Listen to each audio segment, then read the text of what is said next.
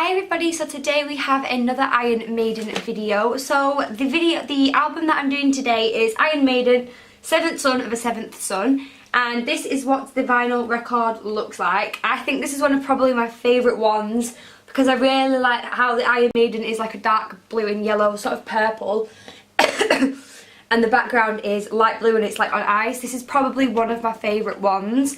And I do really like this album. So the songs on the album is Moonchild, Infinitive Dreams, Can I Play With Madness, The Evil That Men Do, Seventh Son of a Seventh Son, The Prophecy, The Charolite, and The Only Good Die Young. I don't know if I announced all of them right because there are some words that I can't pronounce. But yeah, so I thought I would tell you all about the history of this vinyl record, how it came about and what it's all about. And yeah, let's just get into it. So, released in April 1988, it was the band's 7th album.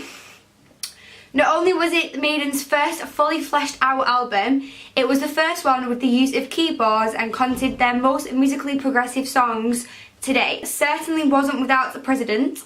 The band had used Sniff's guitar in 1986 in Somewhere in Time, while in 1984, Power Solve included the multi-phase 13 minutes Rhyme of the Ancient Marina, a poem originally. Now this album is one of my favourites, like I said.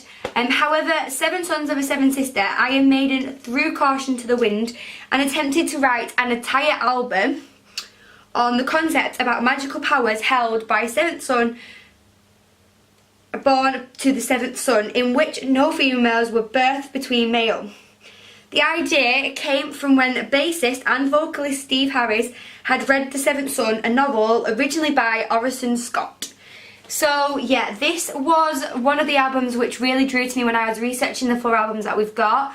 This one really was a sort of history, was a lot of history, and the fact that they wrote an entire album on a book just was like amazing. And yeah, it is all about mythical creatures and about sort of all that sort of stuff. So it is very interesting, the story behind it, and like I said, it's one of my favourite albums by Iron Maiden.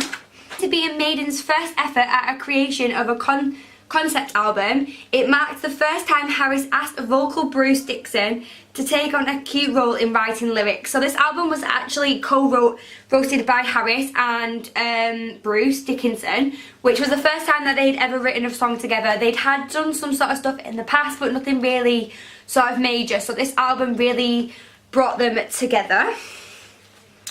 They worked with themes such as fortune telling, insanity, prosthetic dreams, the opulent, and the fate to tell the story of a gifted child with the Clarence who is ultimately doomed by his own power.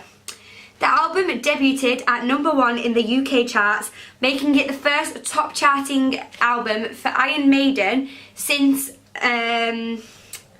The Number of the Beast.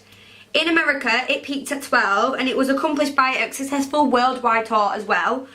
And it was also foreshadowed the progress which Maiden would take with the Brave New World after Dickinson returned to the band, and it was Smith's last ever album with the Maiden at the time, as he left in 1990. Unhappy with the band's musical direction, but he did rejoin Iron Maiden. So this tells a lot of stories. It was the first Iron Maiden album to go back into the UK top #1 after The Number of the Beast. It was the last album that Smith had ever performed with Iron Maiden when he left in 1990, but he obviously did rejoin the band. And it was also covered in an amazing amount of world tours. I think it went to so many different places, and yeah, so it is a very popular album. So that's all about the history of the vinyl record on this one. So I thought I would show you the t-shirt. Again, this t-shirt is one of my absolute favourites. This is probably my favourite out of all of the 4. It is the Seventh Son of a Seventh Sister raglan tee, and it looks like this. I think it's absolutely beautiful. I really like the design because you've got Iron Maiden in purple and yellow, like I said on the front of the cover.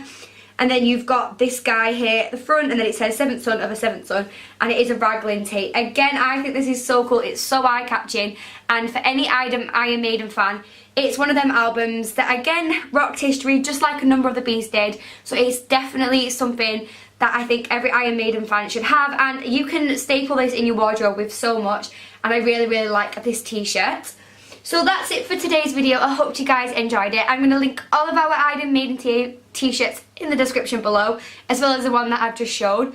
Let me know what your favourite Iron Maiden song and album is, and don't forget to give the video a thumbs up. We have got a giveaway coming very soon, so keep your eye out for that, and we'll see you guys next time. All Stars Heroes of TV.